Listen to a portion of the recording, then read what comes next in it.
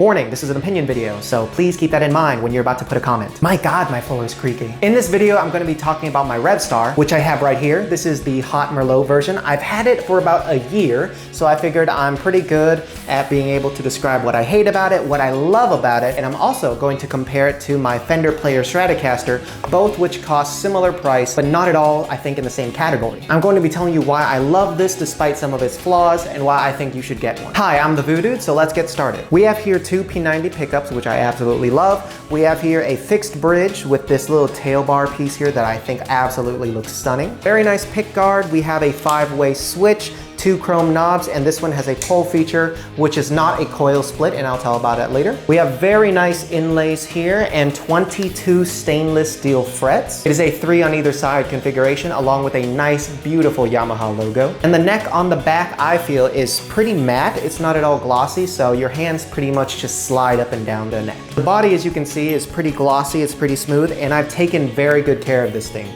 For a year old, you can tell it hasn't been gigged often because, I don't gig yet, but also because I take really good care of my stuff. Let's start with the pros. So, this is a 5-way switch. This is the bridge. This is the neck. The middle is both at the same time.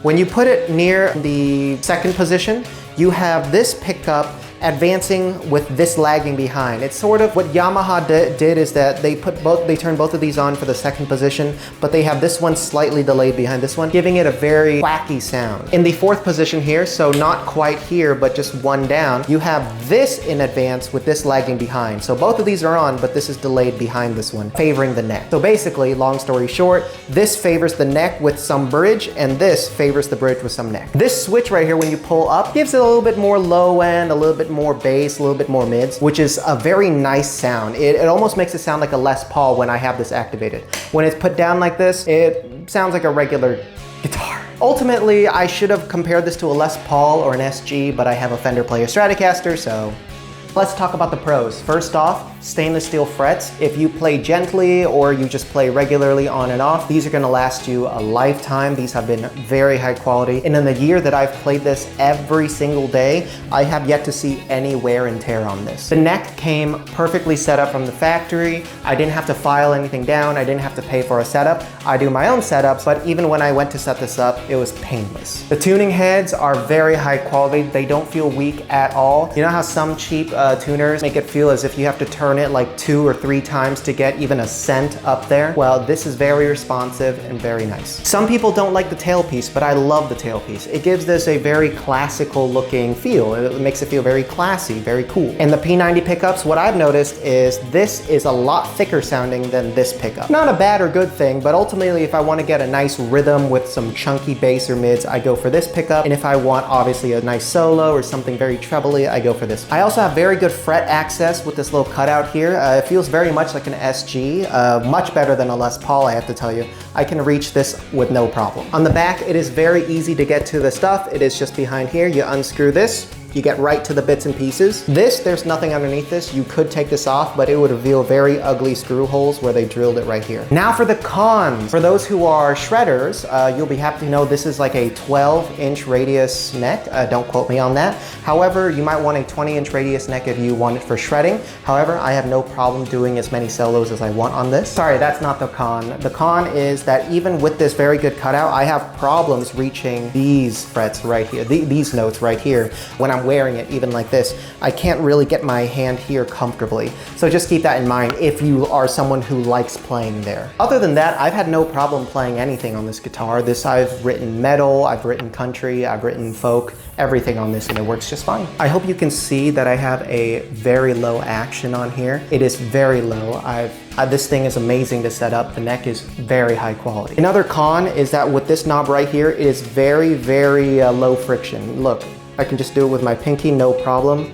It is very easy to turn. That may be a good thing or bad thing, but normally you want that low friction on the volume pot, but on this, it is super easy to turn, and also, it's not much of a difference between this fully turned on and this fully turned off. I find that if I want to turn the tone down, it's either all the way down or all the way up, because it's so hard to tell the difference. Also, while I'm playing, I sometimes, many times, have to make sure that this is fully turned on, so I constantly have to do this. It's not a problem for me, but it's something to consider. Another con for other people might be this volume pot. It is very hard to turn this volume knob. Not very hard, but it's a lot more pressure than this. So what I find is I always like to keep my volume on anyway, so I know that no matter how hard I play, this will never be turned down. But for people who like doing volume swells, they might want a lower friction pot than this, and it is slightly more friction than a regular volume pot. One last con is, I think this is just related to my Revstar, but if you look here on this last fret here, if I play the high E string and it just skips off the fretboard,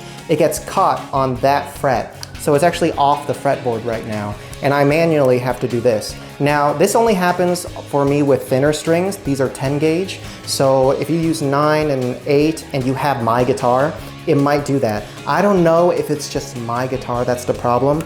This could be on others, but it's the fret, I think, not being pounded down low enough. This may just be on mine. I would try that out if you choose to buy this. That is a big issue that I had with this, and I considered returning it, but I ultimately decided that I'm a gentle guitar player, and this almost never happens to me anymore, so it's no longer a problem for me. But if you're considering it, that might be a problem. This is my Fender Player Stratocaster. It's a tale as old as time. It's HSS configuration. I have modded this so that this is a blending pot. It blends in the neck or the bridge depending on where you are. This is the bridge position, bridge and middle and neck pickup. 22 nickel frets, and I really have no problems. Everyone knows everything about this guitar. It is a Fender, and I also put locking tuners on the back. I have decked the bridge so that it's only a hardtail. I don't really like using tremolos, and the back looks like this. With this guitar, I put on locking strap locks as well.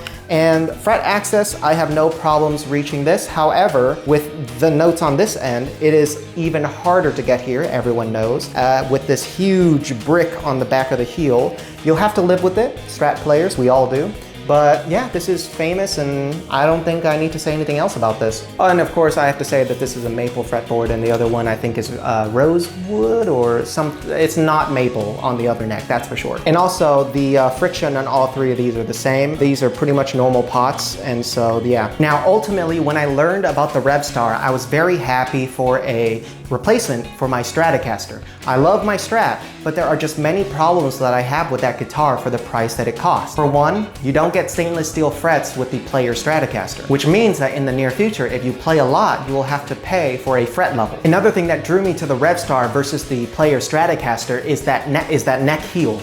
I love the contoured nature of the Revstar versus the brick heel of the Stratocaster. I just want my high fret access, even if I don't shred as often as someone who plays metal. Another thing that drew me to the Revstar was the fretboard inlays. For the price that I pay for both guitars, both roughly around $800 or so, the fret inlays on the Revstar are much nicer looking and less standard looking. One last issue that I have with my Fender Player Stratocaster, and I don't think most Fender Player Stratocaster players know this, is the fact that the tremolo block, it's the little block that screws your tremolo bar in, is not made of stainless steel for an $800 guitar. You actually get something of a tin aluminum alloy that's a lot weaker than steel or rolled brass or whatever you aftermarket parts are. In fact, I found this out when I tried to screw in my arm using their included spring, the little tiny spring that you put into the spring arm hole, you screw it in so it makes the arm really taut.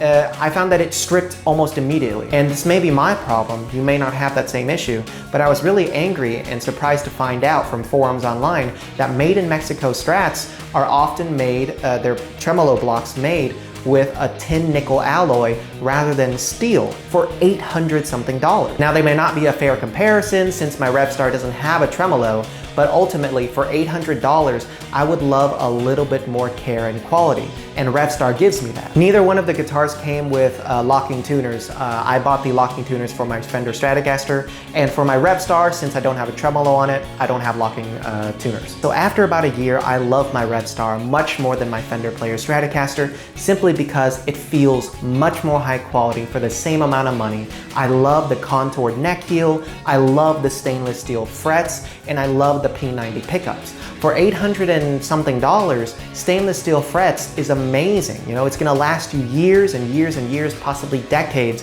without needing a fret level, assuming you don't abuse the heck out of your guitar. Now, I will be fair, Fender isn't exactly known for adding the most high quality of materials into their intermediate guitars, but that's not how most of us roll. Most of us are not making enough money to afford a $2,000 or $1,500 guitar, and so I think that's just sort of an excuse. That's just my opinion. However, one thing to consider is the fact that the Fender Player Stratocaster is iconic. Everyone everywhere recognizes a Fender Player Stratocaster, and almost no one will recognize a Yamaha Revstar. That may be a good or bad thing. So ultimately, I hope that helps with making a decision. I love my Revstar despite the problems it has, and I'm sure if I found those problems, I would have exchanged it earlier. But ultimately, I'm still happy with it because of its quality, because of its feel, and the mileage I've gotten out of it. Within a year, I had already worn down a lot of the frets on my Fender Player Stratocaster, and I have yet to even make a dent in the frets of my Revstar. Thank you for watching. Please leave a comment if you have any questions. I'll try my best to answer them.